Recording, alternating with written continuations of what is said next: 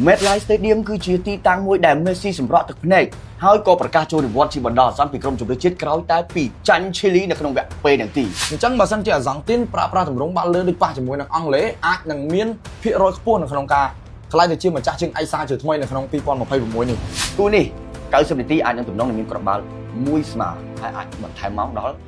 120នាទីហើយបងនឹងសង្ឃឹមថាអេស្ប៉ាញនឹងលើកជាមួយនឹងពានរង្វាន់ World Cup បាទសូមគោរពនឹងជំរាបសួរទូរទស្សនិកជនជាទីមេត្រីស្វាគមន៍លោកអ្នកមកកាន់វីដេអូនៅក្នុងការវិភាគការប្រកួតវគ្គផ្ដាច់ព្រាត់ពានរង្វាន់ពិភពលោក FIFA World Cup ឆ្នាំ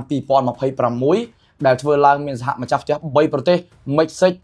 អាមេរិកនិងកាណាដាបានឈានចូលមកដល់ទំព័រចុងក្រោយនិងបានកត់ត្រាថាតើអ្នកណា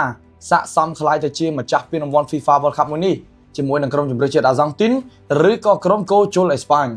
មុននឹងឈានចូលដល់ការវិភាគយើងក៏មានរឿងរ៉ាវថ្មីៗជាច្រើននៅក្នុងព្រឹត្តិការណ៍ FIFA World Cup យកមកជជែកបន្តិចដោយសារតែឆ្នាំនេះរឿងរ៉ាវថ្មីៗមកច្រើនមែនទែន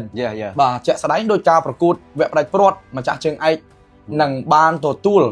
ចិញ្ចៀនបាទចិញ្ចៀនមាសដែលនេះអត់ដែលមានទេសម្រាប់បាល់ទាត់ប៉ុន្តែបាល់បោះអាមេរិកគេហៅ NBA basketball គឺមានរាល់ឆ្នាំតែម្ដងសម្រាប់ម្ចាស់ជើងឯក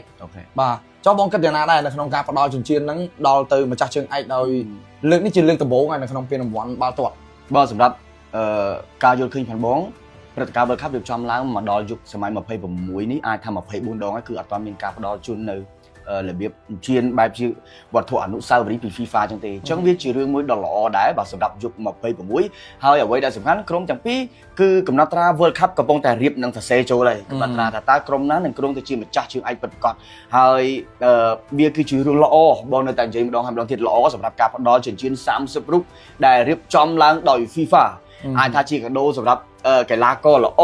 អ្នកចាំទីល្អឬក៏ខ្សែប្រយុទ្ធខ្សែបម្រើល្អចុះហើយវាពិតជា appreciate តែម្ដងអញ្ចឹងក្រុមទាំងពីរនឹងធ្វើការធ្ងន់ហើយពីព្រោះតានេះគឺជា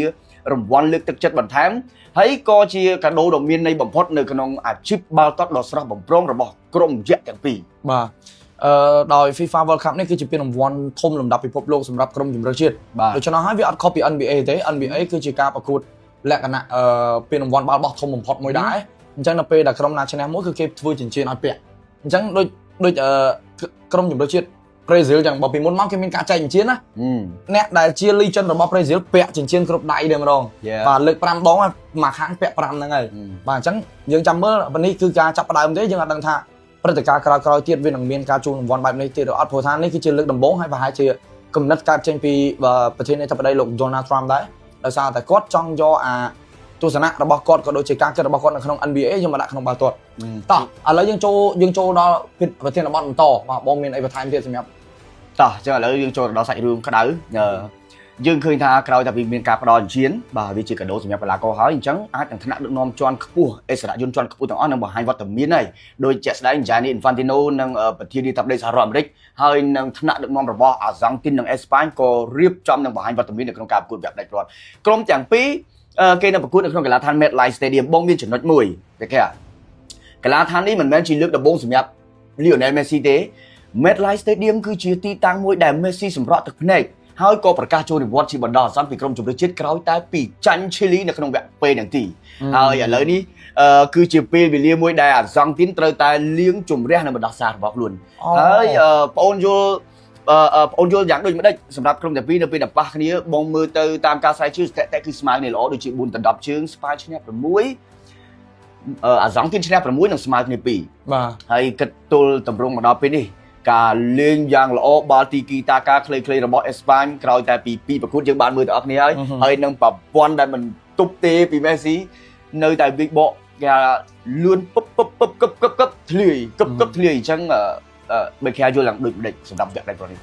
សម្រាប់ការប្រកួតវគ្គផ្ដាច់ព្រាត់នេះខ្ញុំបានគិតទុកមុនរួចជាស្រេចហើយដោយសារតែអេស្ប៉ាញគឺជាក្រុមមួយដែលប្រកែកលេងបាល់ខ្លីលឿនហើយច្បាស់លាស់មែនទែននៅក្នុងការបញ្ជូនសម្រាប់អាសង់ទីនវិញពួកគាត់លេងជាលក្ខណៈ aggressive នៅក្នុងការចូលទៅ pressing ទៅលើគូប្រជែងរបស់ពួកគាត់ជាក់ស្ដែងនៅពេលដែលគូប្រជែងរបស់ពួកគាត់បានបាល់គាត់តែងតែទៅដល់គេហៅថាការ pressing របៀបការលុកជើងរុញពីក្រោយតាក់ជើងតាក់អីចឹងទៅដោយការប្រកួតដែលអាសង់ទីនប៉ះជាមួយនឹងអង់គ្លេសអញ្ចឹងការជំរុញចម្រាស់វាមានការកាត់ឡើងច្រើនមែនទែន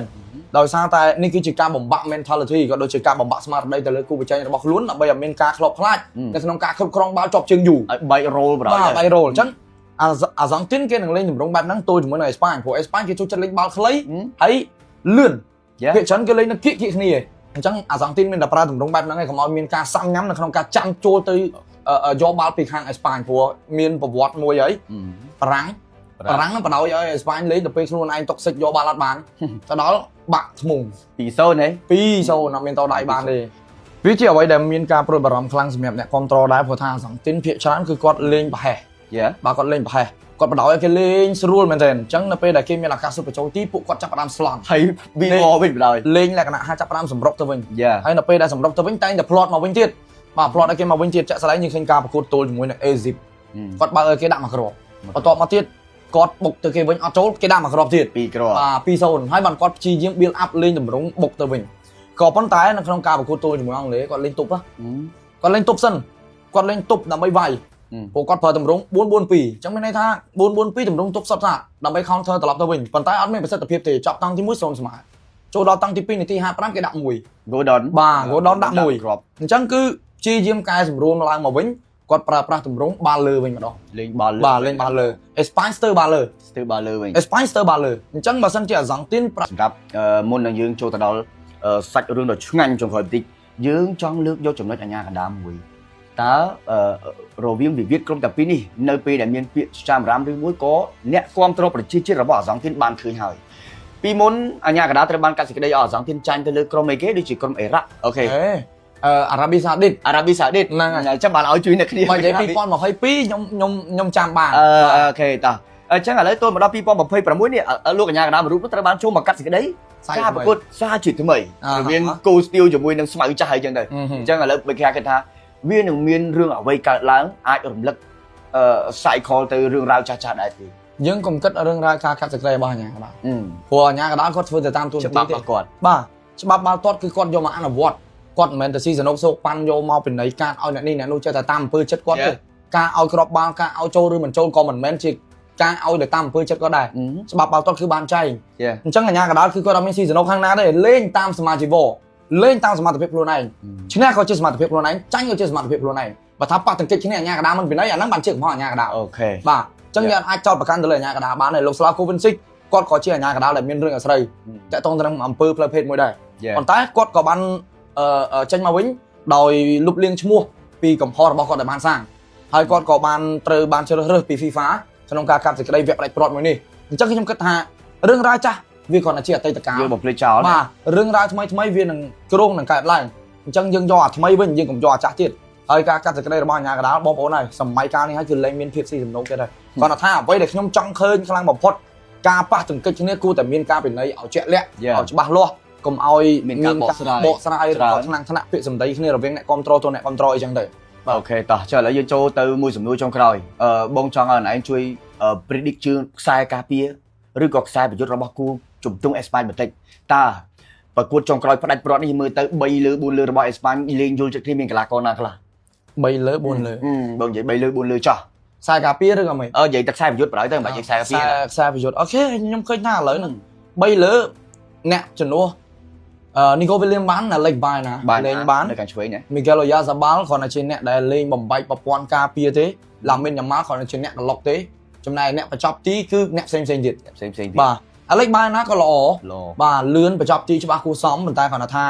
តំបន់3ខាងលើមិនសូវជារកគ្រាប់បាល់បានទេខុសពី Oyarzabal គាត់រកបានម្ដងម្កាលតែណែរកគ្រាប់បាល់បានសម្រាប់អេស្ប៉ាញឥឡូវហ្នឹងទៅជាខ្សែបំរើវិញខ្សែបំរើនិងខ្សែការពារបាទអញ្ចឹងវាម្យ៉ាងម្នាក់ Miguel Merino អីហ្នឹង Miguel Merino ពីច្រើនតែ Madrid ចុងមកបាទហើយការប្រកួតនេះទៀតសោតក្រៅតែពីការបង្ហាញវត្តមានរបស់ថ្នាក់ដឹកនាំជាន់ខ្ពស់អេសរយុទ្ធជាន់ខ្ពស់ជាច្រើននឹងមានបងប្អូនបងជឿថាមួយផែនដីហើយបាទមកសកលលោកហើយសាក់សីនៅកីឡាដ្ឋានផ្ទាល់ 80000 ឬក៏អាចពង្រីកកីឡាដ្ឋានបានរហូតដល់ 100,000 បើតាមការចុះផ្សាយរបស់បាត់ FIFA ហើយយើងក៏នឹងរងចាំផ្ទាំងទស្សនីយភាពដ៏អស្ចារ្យមួយនេះបានចូលមកដល់កំណត់ Travel Cup ក៏រៀបចំនឹងសរសេរឡើងហើយអញ្ចឹងបងចង់សួរសំណួរចុងក្រោយរវាងវិវាទចាស់រវាងក្រុមទាំងពីរតើអូនគិតថាអាសង់ទីនអាចសងសឹកទៅលើអេស្ប៉ាញបានទេក្រោយតែពីមុនប្រកួតមិត្តភាពឆ្នាំមុនប្រកួត World Cup ឆ្នាំ2018 ស្ប៉ាញបានលុត6-1អាហ្នឹងគឺការប្រកួតកម្ដៅសាច់ដុំដែលធ្វើឲ្យប្រជាជនអាហ្សង់ទីនមានការខឹងសម្បានឹងរងចាំតែថ្ងៃមួយដើម្បីសងសឹក ដូចជាអត់មានអីពិបាកទេព្រោះ ឥឡូវ friendly match ឥឡូវហ្នឹងវាហត់តែអត់ពិបាកទៅដែរ friendly match ចំនួនហ្នឹងគឺអត់មានកីឡាករឆ្នាំដូច Di Maria ចេះឌី Paulo Dybala Lionel Messi អត់មានទេ យ៉ា ហើយចំនួនហ្នឹងអេស្ប៉ាញពងពេញឡើងកដែរ 3-4 ខាងគេ3-4លើ បាទ គេ ទៅគេល្អខ្លាំងហ្មង Surgery ចាស់ បាទ Surgery ចាស់មាន Sergio Ramos ជាខ្សែការពារខ្សែប្រយុទ្ធ Diego Costa ឯណា Marcano អញ្ចឹងមកយើងសង្ខេបមកវិញការប្រកួតវគ្គផ្ដាច់ព្រាត់នេះអាហ្សង់ទីនអាចនឹងធ្វើបានល្អប៉ុន្តែលុះត្រាតែអាហ្សង់ទីនប្រើប្រាស់ទម្រង់ប៉ះជាមួយនឹងអង់គ្លេសថ្ងៃមុន យ៉ា បាទ pressing ខ្លាំងលេងបាល់លើ ប្រសិទ្ធភាពហើយលទ្ធផលខ្ញុំអាចទូទៅថា 2-1 ខាងណា 2-1 និយាយពីអាហ្សង់ទីនហ្នឹងសួរខាងណាអាហ្សង់ទីនហ្នឹងហើយ តោះចឹងឥឡូវសម្រាប់បងវិញបងក៏មានជាការផ្ដល់នូវសតិនិយមមួយបងគិតថាស្ប៉ាញគឺកំពុងតែរៀបចំប្រព័ន្ធលេងរបស់គាត់ចាប់ដើមត្រូវគ្នាមកប្រកួតចុងក្រោយបងឃើញហើយពីប្រកួតកន្លងផុតទៅមីហ្គេលម៉ូរ៉ូណូក៏នៅតែជាម៉ាច់ចរិតចុងម៉ោងដែលទម្លាក់បាទរៀមច្បងជាច្រើនធ្វើឲ្យទឹកភ្នែកនៅក្នុងកីឡាដ្ឋាននៅឯទឹកដីសហរដ្ឋអាមេរិកហើយបងគិតថាស្ប៉ាញប្រសិនបើមួយស្មើត្រឹម90នាទីអូសបន្ថែមម៉ោងដល់120នាទីប្រហែលជាមិនទាន់គូជំទង់ទេបងជឿជាក់ទៅលើខ្សែការពារប្រព័ន្ធដ៏រឹងមាំចេញពីស្លាបឆ្វេងស្ដាំរបស់គូក្រហមអេស្ប៉ាញអញ្ចឹងបងហ៊ានទូទាយថាគូនេះ90នាទីអាចនឹងទំនងនឹងមានគ្រាប់បាល់មួយស្មើហើយអាចបន្ថែមម៉ោងដល់120នាទីហើយបងនឹងសង្ឃឹមថាអេស្ប៉ាញនឹងលើកជាមួយនឹងពានរង្វាន់ World Cup បាទមានអីទេចានណាក៏សាច់ដែរ នេះចានណាក៏សាច់ដែរយើងមានម្នាក់មួយជំនាញអញ្ចឹងទៅ បាទ តោះអញ្ចឹងបែកមានអីចុងក្រោយតោះ បាទអញ្ចឹងបងប្អូនបើកុំភ្លេចរងចាំតាមដានទស្សនាពីការផ្សាយបន្តផ្ទាល់របស់ KM Sport តាក់ទងទៅនឹងការប្រកួត FIFA World Cup Final សម្រាប់យកម្ចាស់ពានឆ្នាំ2026ដែលធ្វើនៅក្នុងសហម្ចាស់ប្រទេសបាទមានមិចស៊ិកអាមេរិកនិងកាណាដាផងដែរបាទគណៈពេលនេះបាទវីដេអូរបស់យើងនៅក្នុងការវិភាគគូ Final ក៏បានឈានចូលមកដល់ទីបញ្ចប់នឹងជួបគ្នានៅក្នុងវីដេអូក្រោយទៀតផងដែរបាយបាយ